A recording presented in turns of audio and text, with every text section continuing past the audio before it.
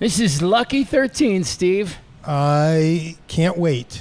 We got an all-star lineup tonight, and we are going to talk to a woman who runs an organization called Saving Amy, which if you don't know about, you will by the end of this podcast. We're also going to meet a woman named Pam Stelzer, who's our local legend, and then this is going to be a lot of fun tonight because there's a 100-plus Women Who Care event that's happening right behind us here at the HomeSmart offices in Scottsdale. You could probably see it right behind us, actually. Probably get a little view. And whoever is awarded the dough tonight is going to come and join us right after they receive the cash. And so I would imagine that they're going to be in a pretty good mood. I think so. There's a little excitement I heard in the room. And the charity recipient is going to shine because they just got warmed up for it too. I was in the room and they're ready. They're ready. They're ready. Oh yeah. Well, let's sit down with our Move the Needle guest, Jennifer Kiernan, and this is such a fun thing for me because I was just telling Jennifer before we started, I have an aunt named Connie Kiernan. Okay. So I mean, this Kiernan name has been in my world for a very long time. How are you? I'm good. And I said that I was surprised that he knew the name Kiernan because it's usually an East Coast name. Really? Yes. Is that where you're from?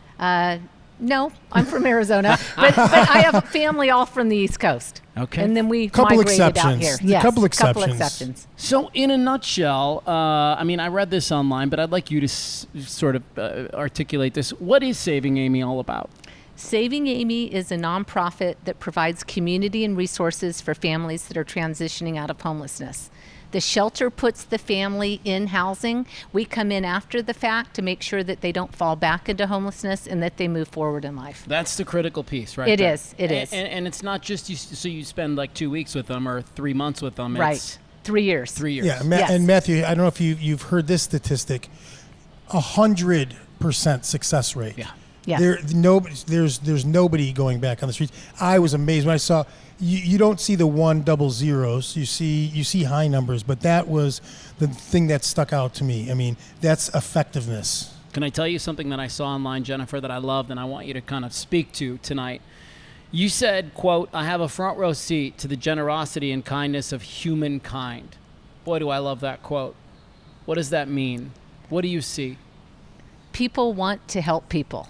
They just need to have a place to be able to do it. And that's what I experience all day long. I have people like 100 Women Who Care who reach out and say, hey, come in and do a pitch for our organization. Tell us about what you do and we'll help you out. Okay. And it happens all week, all day long. Yeah, you know, I've said this probably several times on this podcast, but I have this idea of like, prove to me that the world is a terrible place. Right. Like, prove it to me, because from my seat, from where I'm looking, all I meet are people like you who are doing incredible things in the community. So I'm not convinced. I agree. And not only is she doing great things in the community, I'm going to talk about, and would like Jennifer to elaborate on the community connections, the people that you've associated with that have helped you and are helping you on this journey you work with. Talk about that a little bit too. Well, when we started 9 years ago, and we're very grassroots, and it was not a great vision how it happened, but it did fall into my lap, and I gathered 12 women with kind and generous hearts, and we met around my dining room table the first 3.5 years. We had no money. We'd go to a board meeting. We'd have $200. So we started with what Steve's referring to, community partners. And our first community partner was Midwestern University. It's a health science university. They've done thousands of dollars of dental work for us over the years. Our second community partner was Brophy College Preparatory. Wow. Their kids tutor and mentor our kids, and we now have 38 community partners. I mean, let's just slow that down a little bit. The fact that you're working with somebody to provide dental care for the group that you serve. I mean, we were just doing another podcast before this, and we were talking about skincare, and the dermatologist was commenting about, you know, when people have terrible skin, they have a tendency to feel pretty terrible. Right. And anybody who's had a mouthful of marbles, myself included, have had to have so much dental work. Like, it really does a toll on your psyche. It does. And just improving your smile makes you more confident in an interview, makes you more confident around your friends, your family. I mean, there's real magic to that. There is. Our second family, her name was Misty. She was a past crack addict. She's been clean for the past 9 years, but all of her teeth had disintegrated, and she wanted to get a job. And she said to me, I just can't because I can't smile. And so Midwestern University provided her a smile, and her whole life changed. Isn't that cool? I want to ask you about some statistics. Do you mind? Okay. Do you mind if we walk down this Let's do it. road? Let's do it. There is a survey that comes out every year called the PIT survey, the Point in Time survey. Right. Help us understand what that is, and then I want to ask you about some of the numbers that I've seen. What the city does is that they go out on one day of the year and they count the homeless that are out on the street, and that's where they get the number. 9,435 people were experiencing homelessness on January 22nd, 2024. So just, 6-8 months ago, right? Last year's count was 9,642. So according to these numbers, we're down a little bit. Okay, and I could see that. You could. I can, in the fact that I see so many different organizations that are really trying to make that effort and give housing to people, us being one organization. But I do, I meet with a group once a month at Grand Canyon University, and there are organizations from all over the valley, and it's about keeping people housed and getting people off the street. I love that. Why can't statistics get better? I mean, we're Right. always talking about statistics Right. getting worse. Get a little better there. I mean, Well, there's been a lot of national attention on I know. Phoenix, and so Yes. we've sort of had to get some things going, Right, right? right. Everybody was looking, and it was time to get going. Some of the other statistics that I just think are worth mentioning, because to me, when I think about homeless and the houseless community, I believe that there is a humongous misconception about who that population is. Yes. And that's the reason I wanted to share some of these numbers. So, of the homeless population that I just mentioned, that 9,435, I guess 57% are sheltered, 43 are not. Will you help me explain that difference a little bit? Sheltered versus non-sheltered means that the sheltered are in homeless shelters. They could be in domestic violence shelters. They have a roof over their head. The non-sheltered are still out on the street. 440 of those are veterans. Yeah. Something that I read. 598 are families. So that's an alarming statistic, because, Yes. gosh, you just don't want that kind of, you don't want kids to be having to experience Right. this, right? Only 2,100 of those people are chronically homeless. And I think that that's a stat that shined for me, because I think that people have a misconception that everybody's that. No. And it's just not that way. Right. That's the group that we meet, that we help, are the families that are, something's happened in their life, or they could have been born into poverty. It could have been past drug abuse. It could be domestic violence, but they're ready to move forward. And I would say 85% of the groups that we meet, they are families. They're single moms with kids. Steve, I want to ask you a question. Sure. No right answer. Don't worry about getting this wrong or right, okay? It's just for the sake of conversation. Of the 9,435 people that were experiencing homelessness on January 22nd, how many of those folks do you think are dealing with a mental illness or are on drugs? Because if you ask me, this is the biggest stereotype of the homeless community, is that they're all on drugs and they're all mentally ill. So I would say the mental piece probably maybe a lot higher than the drug piece. The drug piece, I'm not so certain, because I've also been involved with some associations working with the homeless, and I saw more of a mental issues than drug issues. It's real, but it's only 2,600 of the 9,000 people. And so you have to look at that statistic. And Absolutely. You have no choice but to understand finally now that they're not all mentally ill or Right. on drugs. So they're not. So what percentage is that again? Can you Well, share I don't that know with me? whatever 2,600 of 9,400 is. I'm not Okay, good so at that's math. about 25%. It's not roughly. Is it 20, 25. Okay. Yeah, but Math? I Any just think mathematicians that I out there? think most people think that number's way higher. I I thought do it was too. higher. So I just think people do to too. get back on it, when I was thinking, I would have thought half mental. Again, like the drug parts, I didn't see as much as that. I think that part to me would be a lot higher than people think it's a lot higher than it is. But again, when people lose their jobs, when Get a big medical bill. Right. Somebody's sick, a kid's sick, a family member's sick. Again, that's mental. That can turn into major mental issues, and you know more about that than anybody where that road can actually go. So I hope you don't mind that I'm talking about this information. Because No. I think it's so important. So fascinating. Top 3 cities for the houseless, homeless community in the Valley. What do you think, Steve? Who's number 1? Tempe. They were number 3. Okay. Phoenix. Number 1. And then I'm going to say, maybe throw something out there. We're talking Maricopa County? Mm-hmm. Somewhere in the outskirts, like it's got to be somewhere in the west side of town. It's not. It's Mesa. Mesa, okay. Right. Well, Mesa's According big, to the yes. PIT, Okay. Phoenix, Mesa, Tempe, they are the ones that, those are the largest populations. The groups that you serve at Saving Amy, how many of them come from those 3 cities? I'd say probably 80%. Yeah. And we're all over the valley. We're Maricopa County, but You are. yeah, we do serve Phoenix, Mesa, and Tempe.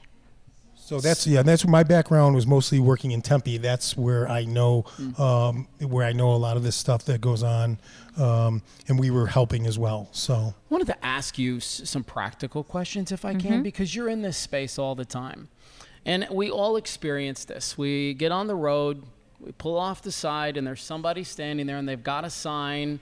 And whether it's funny or it's not funny, Right. we look at them and we make a decision about what we're going to do. Now, there's some places here in the Valley where I see these signs that say, don't give money to panhandlers, because there's programs that are here in this city for these folks. Right. Can you speak a little bit to that? I mean, I would love your perspective on getting to that stoplight.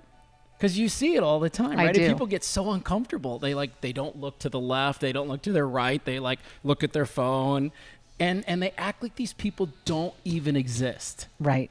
Give me your perspective on that. Well, and that's interesting because I do have an interesting perspective. I'm a firm believer that if you feel the need to give, that it's not our issue on what they do with it. If I pull up and I see someone and they're right there next to me, I unroll my window and I hand them a few dollars, because a lot of them really truly are just needing food or a little bit of extra money for shelter. But again, that's on them. It's my need to give. And so personally, I give. And again, I have an organization where we do help people, but that's just my own personal perspective. Oh, I okay. help. Yeah. I like it. I started working too. with a group that has these homeless kits. Right. And so I'll carry Right. those in my car Yep. and I'll pass those out. And it has, like deodorant, Right. It's shaving awesome. kits, piece of paper, some pens. Yes. Like it has some things that they might be able to utilize, which I think is far more valuable than $5. Right. Yeah. Absolutely. And they are happy to have it. Our families always in need of hygiene items. They're not covered by food stamps. Truly, the people out on the street really do need the care. And sometimes they just don't have the wherewithal to get to where they need to go. Yeah, and so we're talking about a lot of topics involved in this. Saving Amy, talk about where you're going in the future, your future reach, your plans. Talk about that a little bit. Well, our model and what we really rely on is making sure that the families don't fall back into homelessness and that they move forward in life. So we offer a holistic approach and we meet the families at their unique need. It can't be cookie cutter. Everybody has their own story. So let me tell you, this family, you find a family with kids, you find a place for them to go into. There's a lot of other things in there that they need. Where do you fit in there? Well, what happens is usually the shelter, they reach out to us. So we do not place the family in housing. The shelter does.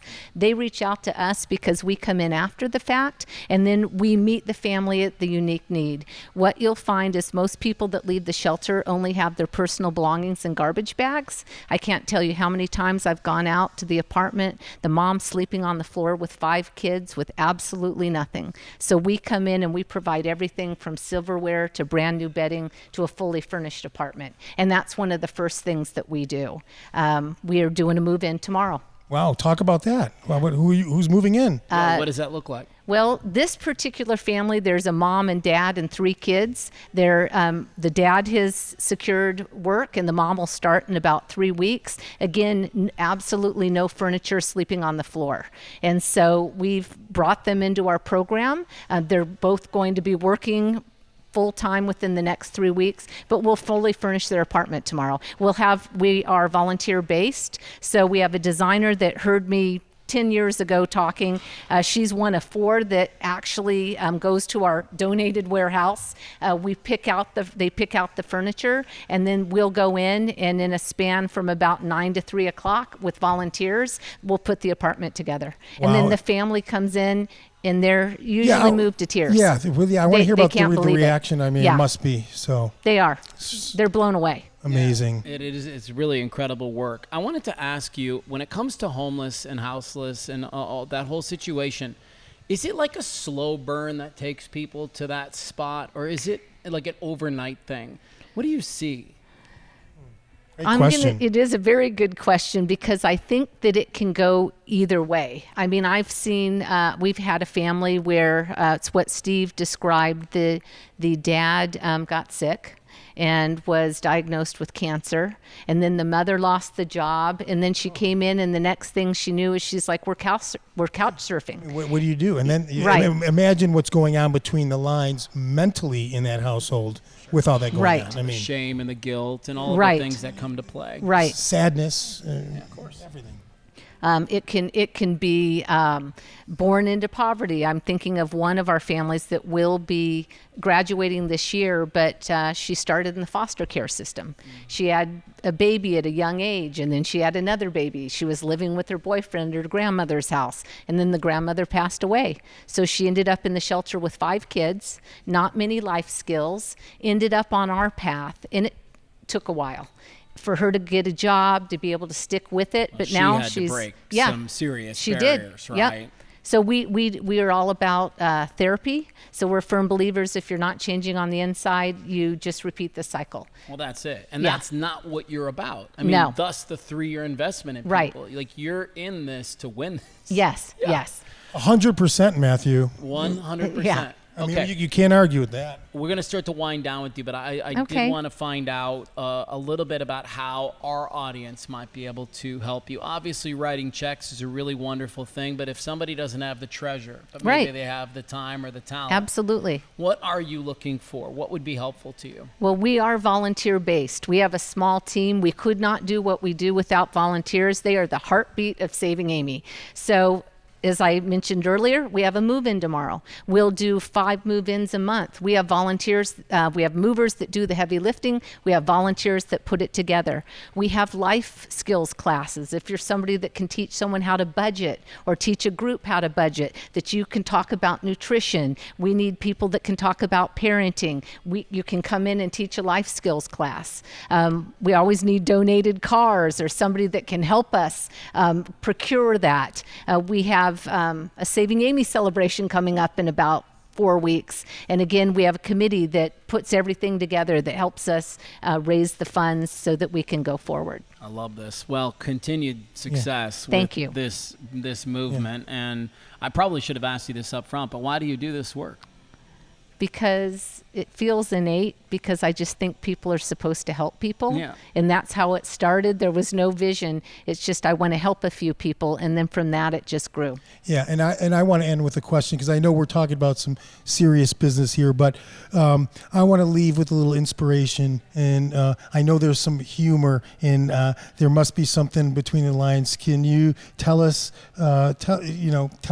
something on that note? Tell us something that's happened. I know that's been, you'd say, moments of joy that can be almost humorous for people.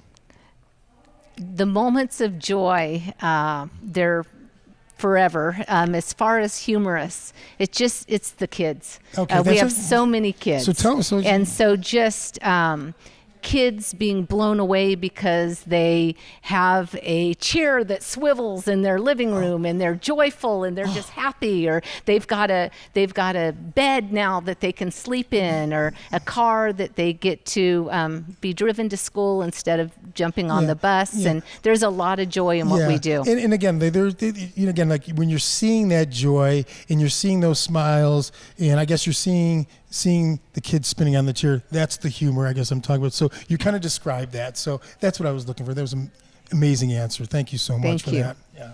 All right. Well, we're going to wrap with Jennifer Kiernan, Saving Amy. How do people find you online? We'll link in the show notes, but tell them right now. www.savingamy.org. We launch our new website tomorrow. All right. I'm feeling a little insecure about our next guest, Steve, because she's done some things that you and I could only dream of. Oh, I know that. There is a word that we are going to use a few times in this next interview, and that word is Kilimanjaro. Yes. And MTN, a lot of people move the needle, but MTN, mountain, and we're talking about mountains. It all plays. All right, guys. We'll see you in just a minute. Thank you very much. Thank you so much. Thank you. Well, welcome back. It's Move the Needle Live from HomeSmart. We're up in Scottsdale today. The 100-plus Women Who Care event is taking place right behind us. Yeah, their beautiful corporate center here, HomeSmart, and a lot of energy in that room. They got a gorgeous room upstairs, but we weren't allowed. Yeah, that's it's got a pool table. Yeah, these amazing leather couches and chairs. You don't have the fob to get in there. I guess that's what it is, man. I You're walked right up the stairs and I got my hand slapped right away. So all good. Well, I need to make a little correction. I said there was going to be a woman named Pam Stelzer that joined us. She won't be able to make it tonight, but in her place will be Pam Stelzer. Which is actually how you say your name, Pam. That's right. Welcome to our podcast. How are you? I'm doing great, thank you. Thank you for having me. How are you involved with the 100-plus Women Who Care? I've been involved for about 6 years. My dear friend Libby, who's part of the organizational group there, invited me to join. And that's actually how I found Valleywise Health Foundation, was at one of these events. So you get exposed to all these amazing charities in the Valley, and sometimes you dive right in. Yeah. Are you with Valleywise? I am. Oh, yeah. I just rolled off the board. I served a 6-year term on the board, and then I'm doing a lot of other things, which I think we're going to get into today. Yeah, exciting. Well, tell us a little bit about yourself. What are you into these days? What's I just lighting your fire? retired from. Congratulations. Thank you. CPA, public accounting, auditor, and business developer. And but I've always done a lot of charity work on the side. I was involved with the Foundation for Blind Children.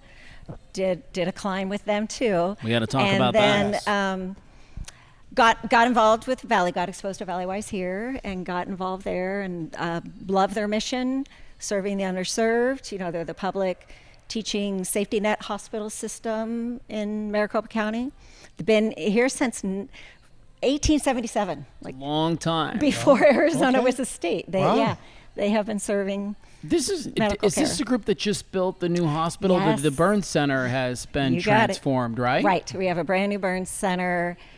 Before it was scattered on different floors. Now it's all on one floor. Yeah. It's state of the art, and it's the world premier burn center. It was like top 3 before you did anything. Yeah, it's the second largest. It's really and it's incredible. World renowned. Yeah, I only know it because we had to use it. My son, when he was little, had an accident, and we ended up in the burn unit, and so I got real familiar with that place. What I always found fascinating about it was it's a county hospital, is that right, or something? But where people who are like gunshots in gang fights, get hurt on the streets, that's the hospital that they're taken to. Right. It's a level 1 trauma for peds and adults. Yes. And a lot of our first responders have some sort of wristband or something that says, "Take me to Valleywise." Okay. So I've seen that. Yeah. It's where first responders want to go if they have trauma. Okay. They know we do it really well. Okay, so we're going to talk about Kilimanjaro. Let's go there, because Steve, I know you're excited to talk about this bit.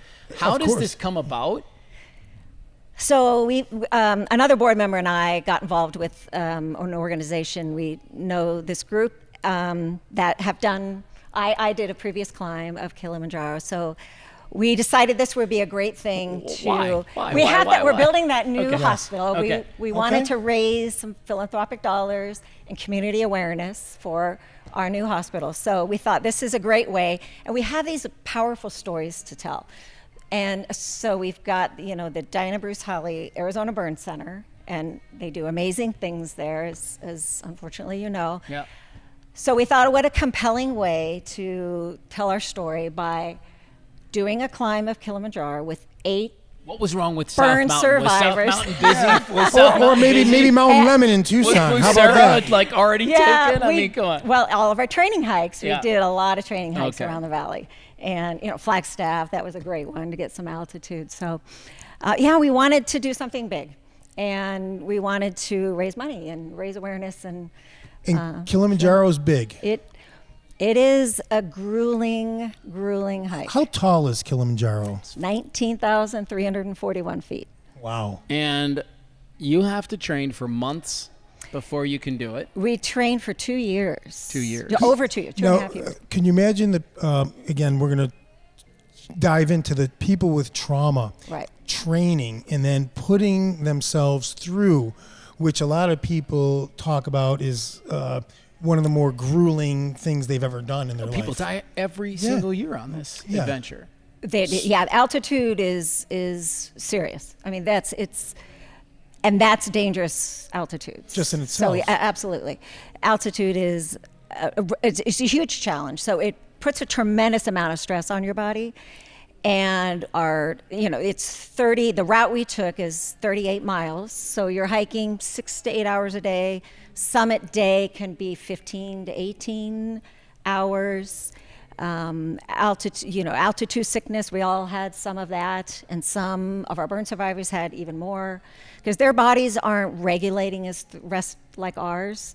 Their scar bands don't expand, so as we're swelling, their That's skin what I'm trying to imagine. gets That's tighter what and I'm tighter. imagining. It's painful. It's we had some of our burn survivors getting sick, and they just reached into that grit and that courage. Listen, and the that bottom line is, resilience. if you survive the burns, you know how to dig deep. Right. Because that is not a joyride. Right. As you probably know, burns are some of the hardest injuries to treat. And like Dr. Foster talks about how to treat and to get his patients well, he has to torture them, because the treatment is traumatizing. Awful. Yeah, it's extremely painful. There's not a day without pain. And some of our patients spend, like Isabella was 8 when she got burned. She spent 9 months in the hospital as an 8-year-old girl with this excruciating, painful daily treatments, the dressing changes, the skin graft. This makes my skin crawl. I can't imagine. I always tell people, when I think about what my son went through, like, it's the kind of pain that makes my butt cheeks clench. Like, you know what I mean? It's like, oh God, like it That was so. pain. How old was your son? He was, I think he was 6 at the time. 6. Oh, I know. wow. I know. That's just. But we had incredible people, and we had the most unbelievable child life, not child life. No, maybe it was child life specialist that helped us out. Mm-hmm. And we're still friendly with Lori Lesueur to this day. I don't know if you know her. I think she got married now. She's got a different name, but I actually just was at her foundation. What role did she have there? She was, it's not child life. What's the thing I'm thinking about? It's the group of people that helps them when they're having the dressing changes, and they come in and they sort of distract them. Mm-hmm. Yeah. So she was a part of that group. Yeah. Oh, that's wonderful. Yeah, he looked That's forward to it with the wonderful. iPad and everything. Yeah. Let's go back to Kilimanjaro for just a second. Did you say you took blind people up there? We did. So 14 years earlier, I was on the board of directors at the Foundation for Blind Children, and we decided to do that. Pam's had a and we life, took man. 8 blind people up Kilimanjaro. You get a snapshot of who Pam is. I mean, this is somebody who, when she sets her mind to it, and It's happening. It's happening. I mean, she told me that. The 14 years, and then coming back again, and doing it, and still being part of it. And I think, are you talking about another one? No, not yet. We're thinking about 14 years. what man. else we might do, but Yeah. yeah, maybe. I mean, I could probably be talked into it. That's What what is I the hardest part of hiking Kilimanjaro? The altitude and the temperature extremes, and when you're exhausted at the end of the day. You're fighting the altitude sickness, and then you got to get up and do it again. Like there's no time for rest and recovery, and it just gets worse as you get I was higher going to say, and higher. is there a hardest part, or is it all hard? Summit day is Summit day is what you would you wake up at describe that? 3:30 in the morning. It's dark. You're cold. You haven't slept at all the night before. You're at altitude. Just the most basic things like putting on your shoes or rolling up your sleeping bag. You're just exhausted. You're breathing hard. Wow. And so just the simple tasks are extremely difficult. And then you have to put on your big pack, and then you have to go climb. What is the hydration food situation like? So staying hydrated is critical, because that's right. And once you start experiencing some altitude sickness, a lot of times you don't want to drink anymore. You're vomiting. So it's crucial to stay ahead of it. Yeah, that's what we're really being careful to monitor. We had Dr. Foster and some of the medical team that work at the burn center that were on the hike with us. How did the docs do? He did great. He did good. He did great. And he's such an inspiration. Yeah, he's and so protective. Yeah. It's like the patient-provider relationship is truly unique. It's like family. Like all those people are his family. Question. It's great to see. Which hike was easier? The first one where you didn't know what to question. expect, or the Yeah. one 14 years later Yeah. when you knew everything that was coming? The first one for sure. Was easier. Yes, and I was younger too. Yeah, right. I was younger. Just not knowing what's in front of you, just kind of just barreling. Huh? Right. And it's still much easier, I think, to do it with a group like that than to go off and do it on your own, because you're so inspired every minute by those people around you, because you're struggling, and then you're looking at them, and their problems are 10 times worse than yours. Right. And you're like, wow, I'm just gonna follow that amazing inspiration up the mountain. If they can do it, I can do it. Did you have any how do I want to phrase this question? Did you have any God-like moments on the mountain? Epiphanies. Where you just felt so Sure. connected and close to what was out there? Absolutely. We had those moments with each other where, the burn survivors are talking about their treatment, like a particularly tough day, is reminding them of a rough patch in their treatment. And so they're telling their story, and we're all sitting around crying. And then there'll be another time when it's a particularly gorgeous sunrise, and you're exhausted. If it take another step, and then you look up and you look out, and it's just stunning. So both, the people around you and the scenery are incredibly inspiring. Yes. What did you learn about yourself?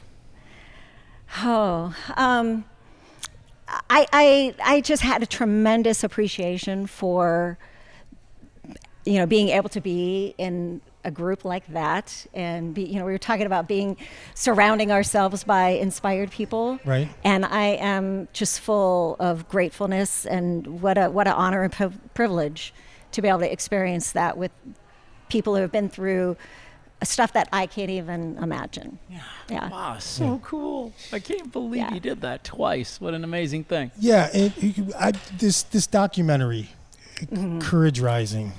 Yes. I want to go into that a little bit. What does that mean to you in the whole?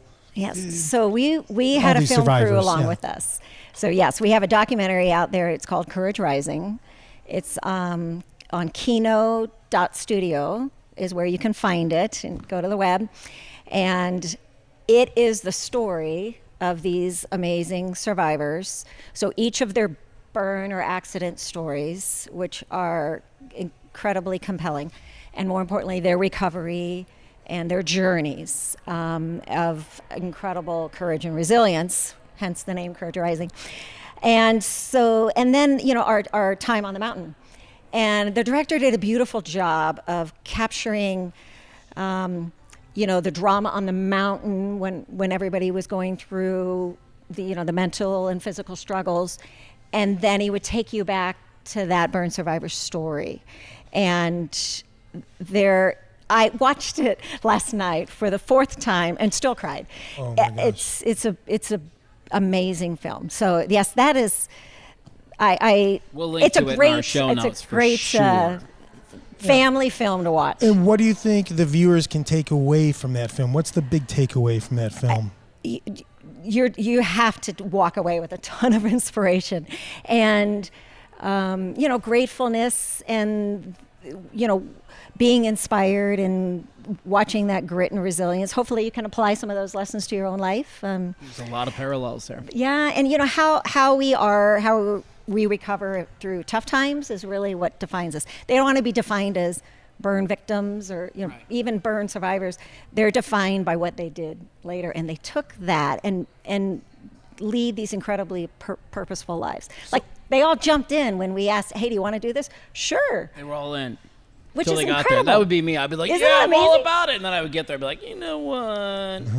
Not these guys. I'll be right here when you guys get back. No, these guys did it though, and Yeah, it's they did. and it's on They the documentary. It's on tape. So as Yeah. we wind down with our local legend, what's your Kilimanjaro these days? What are you trying to tackle these days? I'm working still with Valleywise on their other amazing programs and raising money for that system. So that's something that's near and dear to my heart.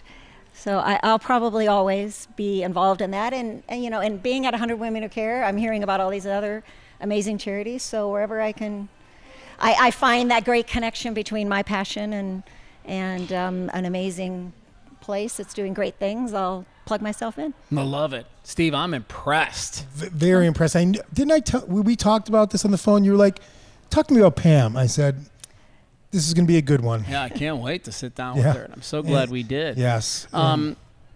You provide a lot of mentorship. I see that as a through line in your life. Were you mentored? Yes, I did have some great mentors along the way. And, I'd have to start with my parents. They always did a lot of volunteer work, community service. They were the ones my mom is always the one when someone had a surgery or something, she'd run over there with her big casserole. And so they were my role models for helping others. Okay. And my last question is I want to ask a fun question about Kilimanjaro. Was there anything, you're talking about all these tough times, was there any humor, any quirky things, any snacks that, any like, hey, just eat a Scooby snack. Somebody's like, here, eat this. Yeah, eat this, it'll make you feel better. There had to be I'm trying to think of one that I can actually say. Yeah, we had a lot of jokes. Okay. A Here's the lot, good- so a tell- lot of really good, like Pam, Jason and listen, his beef sticks. Yeah. Podcasts aren't regulated by the FCC, so you Yeah, can say so whatever go the hell for you it. want. So tell us. Yeah. So, well, everyone did have their favorite snacks. Yes. Okay. So, Jason, one of the burn survivors, loved beef sticks. So there was a lot of jokes about The Jason and his beef sticks. Jason the beef stick. I knew that. Who doesn't want a good beef stick joke while you're climbing Kilimanjaro, Yeah, right? exactly. I Well, love thank it. you so much for Yes. joining us Oh, today. you're welcome. Such It's a pleasure to meet you. Thank you. Pleasure to meet you, and it's amazing what you do. I love that story.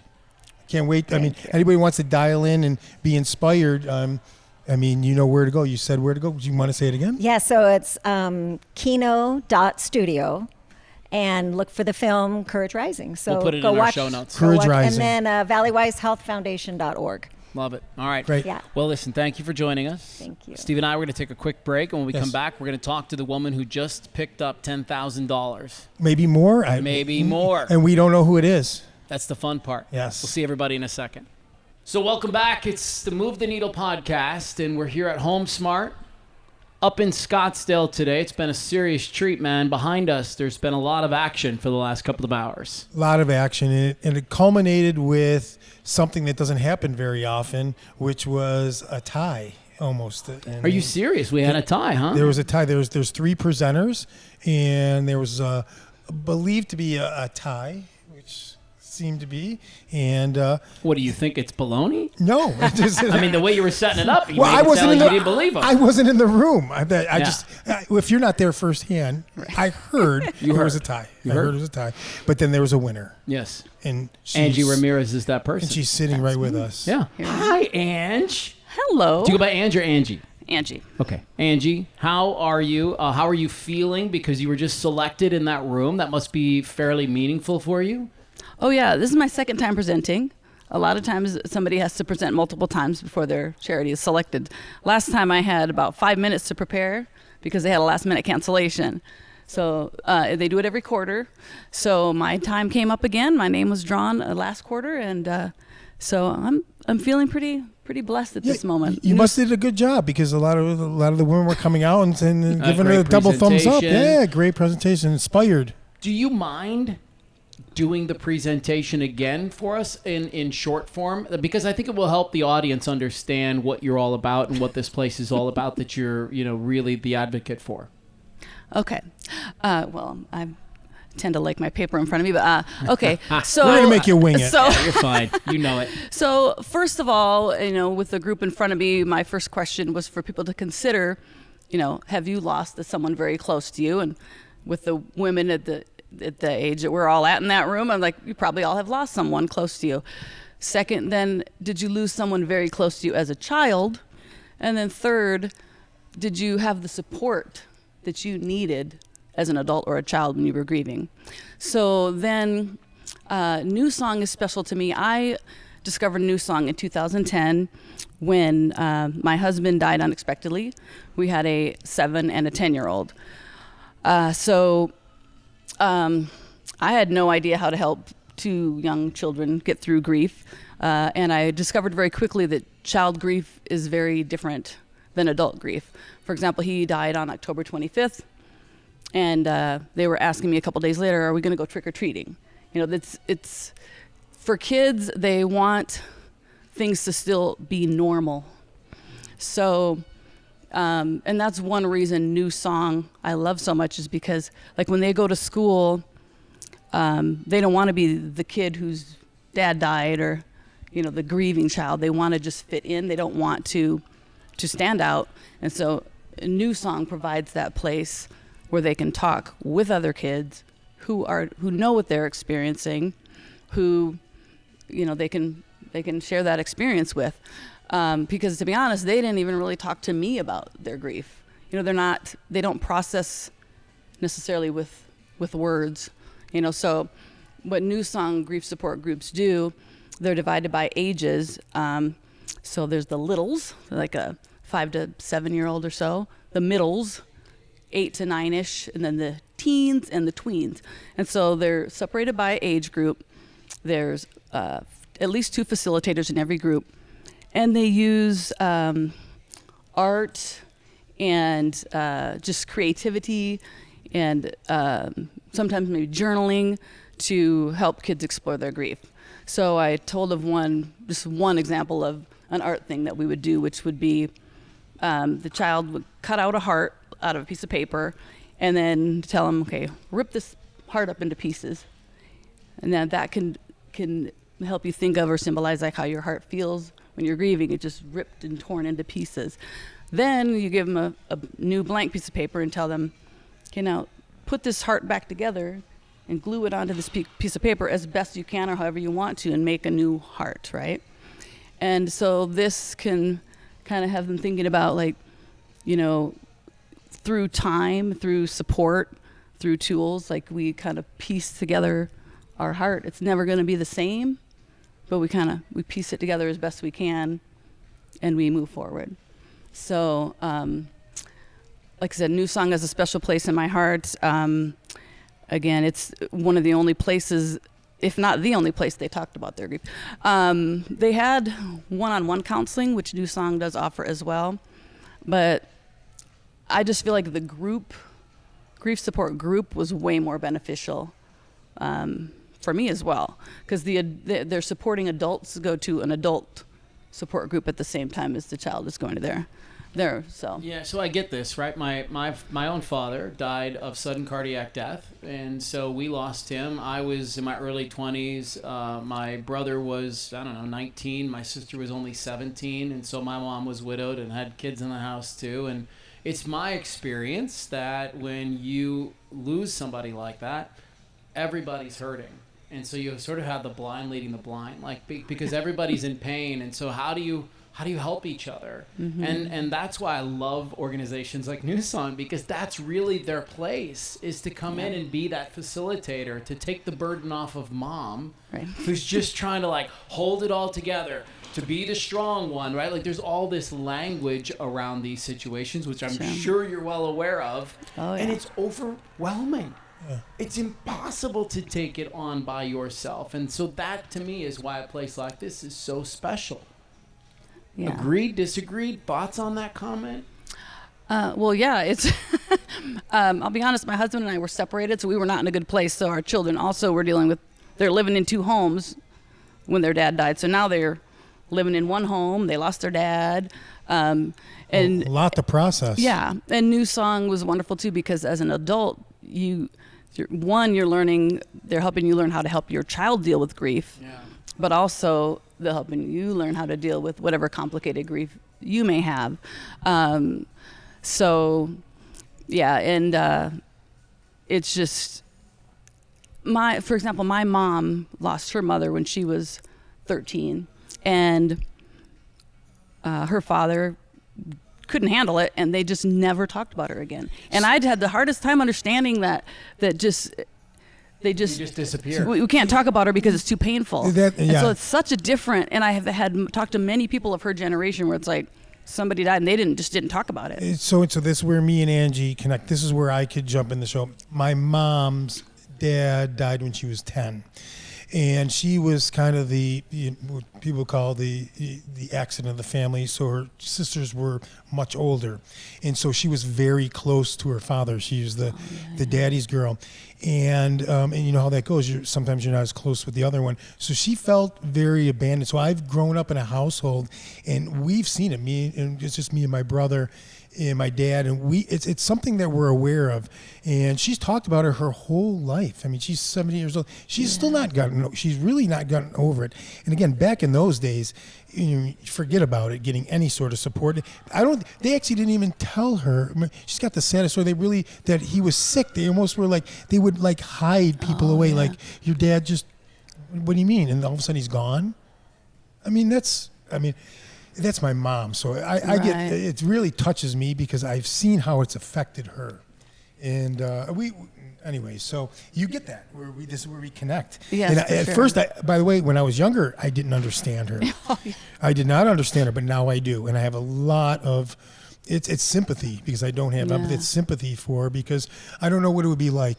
Like me and my dad were so close. I couldn't even imagine that anyways, I couldn't imagine that one parent that you are close with losing and then really just not being able to connect. Right. So vicariously, I'm listening with my ears wide open, because I'd like to try to share something with my mom to grasp if there is anything, even at this point. But because ultimately, I think you're still a grieving child.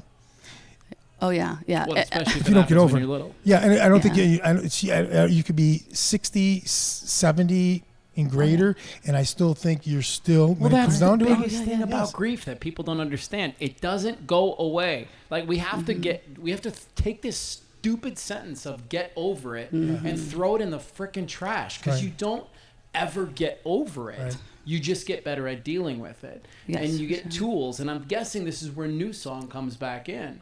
I'm wondering if you'll tell us, if you're comfortable sharing some of the strengths that you see in your own children now, because we're 10, 12 years post this they were incident? 10 and 7, and now they are 24 and 21. So tell me a little bit about how they operate their lives based on some things that they might have picked up in some of these classes.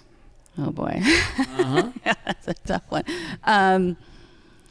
So, and if you can't come up with one for them, come up with one for you. Yeah, right? Like I will just say that I know there's a lot of talk about, like, people don't want to hear that you're resilient. It's like, no, I had to get through it. It's like, I don't want to hear that I was strong or resilient, but they are so strong and resilient. I mean, it was a very, very hard journey for several years, and I'm a very active Facebook poster.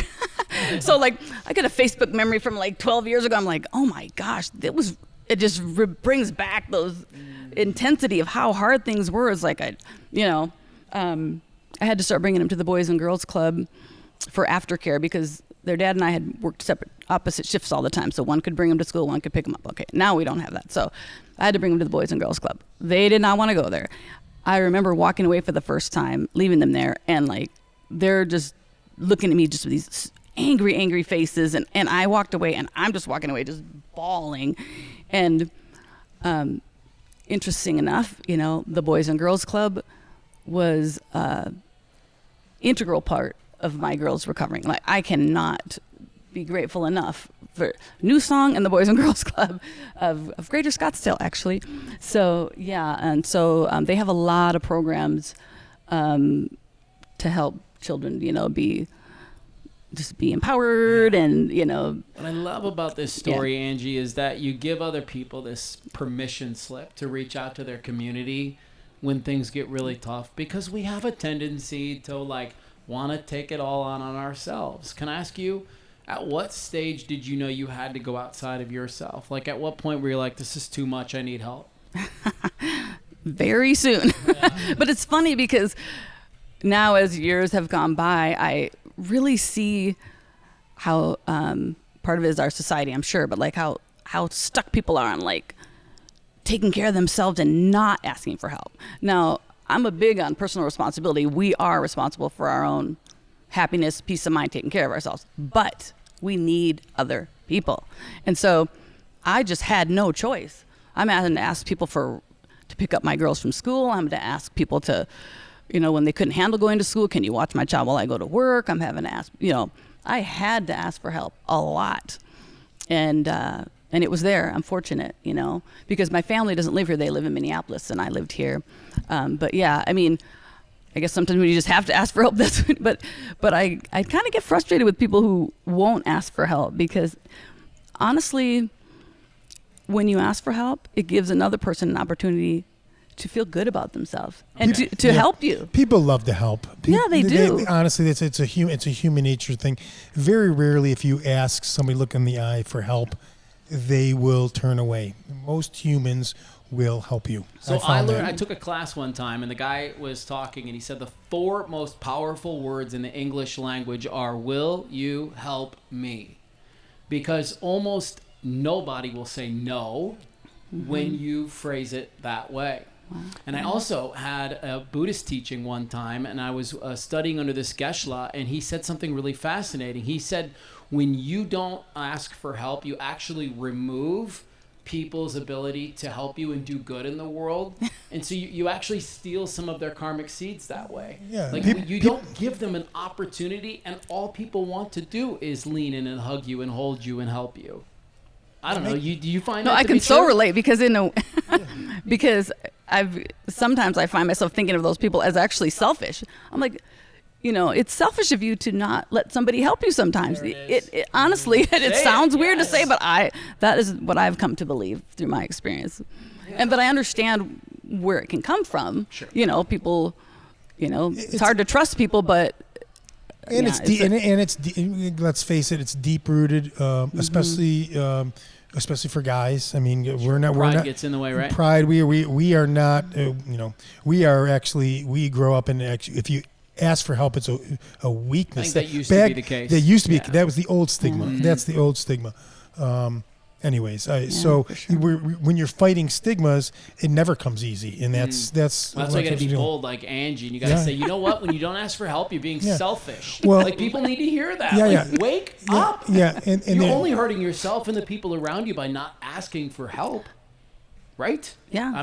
Okay. And when you got your kids involved too, that makes it even, right. something greater. Yeah, and maybe that was to my benefit long term, is that I had no choice but to ask for help. Oh, I like it. So it's like I learned. I want to wrap up and talk a little bit about New Song. How can people get involved? Who should reach out? Is it the sort of place where, my husband dies tomorrow and in 2 days I reach out to them? Can you give me some context on who should come to the table and how quickly they should come to the table? Sure. So, again, they are based around grieving children. So there are some young adult groups because that's another special need. It's different than a 40-year-old losing someone close, a 18, 19-year-old. So there is some young adult, but for children, so if you have a child who is grieving, essentially, the first weeks, you're not going to walk into a grief support group. But I believe their time frame is maybe a couple months, before you might be ready to actually walk into a group. One thing too is, we talk about like not talking about things about grief and death. The child needs to know how the person died, because that's part of processing the grief. 100%. So that's one thing. When you call into New Song, they'll say, how did the person die? Does the child know how the person died? And that's one thing at every grief support group. You pass there's a talking stick. You pass it around. It's like, and you get to say your name, the name of your loved one, and how they died. That's part of processing that grief and connecting that way. So, so New Song is again under Hospice of the Valley, but you could look up New Song Center for Grieving Children. And after my own experience, I found out, wow, there's a lot of grieving children. Like, I find myself surprised how many people I refer to New Song. I'm like, oh, okay, another child lost a parent, another child lost a sibling. It's like, you don't think of it as I didn't think of it as super common, but there are a lot of children who every day, right? Who need that support. So they do have a handful of employees that lead a group of facilitators, and they have grief support groups throughout the Valley, Scottsdale, Peoria, North and Central Phoenix, and Gilbert. And so they have a lot of facilitator need. And so then they have great training. You get like a few days of training on the facilitating. That's incredible. And it's such a wonderful experience. I mean, I think at least two other people in the adult grief support group I attended as somebody grieving went on to become facilitators. So there's that too. But there'll just be people who, are interns or anybody. It can be anybody if you have an interest in making a huge difference in someone's life, because there is nothing more fulfilling than helping somebody walk through that darkest time of their life. Amen. Yeah. So let's end on a happy note here. Congratulations. Oh, thank Again, let's you. not forget why you're sitting here. Yeah, right. She just won the big ticket tonight. I know. And they said that the donations come in. There's matching, so this could be way north of $10,000. Minimal 10,000 Yes. for New Song. So that's the happy note here. What will the money be used for? So again, they mostly have volunteers. So, but they have multiple grief groups that meet around the Valley. And every grief group night, everybody gets free pizza. It starts out with a little social time. Everybody gets pizza. They have a lot of art supplies and, a lot of just toys and games and art supplies, so that type of stuff. And they do certain like programs. They do like the Light Up a Life program. I don't know if you ever heard of that. So like, there's several things that they... Sounds like the money's well spent. That's it. Yes. That's the bottom line. There you go. Yeah. But I hate the reason that you found them, but I'm glad you found them. And I'm yeah. even more excited that you're going to you're sort of this champion of this charity, and you're out here letting people know about it, because I myself, I think that I know more about the charities here in the Valley than the average person does, but I hadn't heard of this yet. And so you're always turning on to new people, right? Yeah. Thankful to 100+ women who care. Oh, They're the yes. ones that get this stuff going. We've had, Yes, they're amazing. Pam, the guest before, found her, Valleywide through 100+ women. Yeah. And this is how, they're getting connected. So I All think it's good amazing. stuff. All, Yeah. all good Thank you, stuff. Angie. Thank you so much. Yeah, thank appreciate you. you Enjoyed being on speaking the with you both. podcast. And thanks to everybody who listened today and watched our show on YouTube. Thank you so much to Jennifer Kiernan, to Pam Stelzer. I don't know who Stelzer was that I was talking about. That was my old high school. She's And gonna that was watch your this old too. girlfriend, No, right? not. We weren't girlfriend. She'll kill me. So that my prom date. She will say that. There. Got it. Yes. Got it. And Yes. then, of course, Angie Ramirez, a new song. Congrats Yeah. again on the Yeah. mic. Thank you And so Mom, much. don't get mad at me for calling you out your story, but I've been holding it in my whole life, and here's finally my chance to talk about it. So Yeah, but honestly, and let's just hold on. Why would she be upset about I'm not it, so right? sure. Just that She I don't know. wouldn't.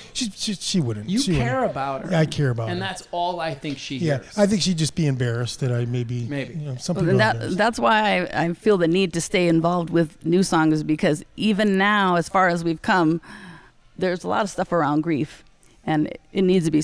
We all experience it, so A we ton. need to know how to deal A with ton. it. We need to support each other, love each other through it. You got it. All right. Thank you. That's a Awesome. wrap on the MTN podcast. We will see everybody next time. Thank you so much for listening, for checking in, for following along on social. Steve, have a good afternoon. Yeah, you Or too. evening, And- I guess yeah. it is now. Yeah, it's gone into the evening, and then thank you. What our wonderful venue, HomeSmart, and again Kim and 100+ women. Yes. Thank you again for always supporting us as well Sounds as good. media sponsors. So. See everybody next time.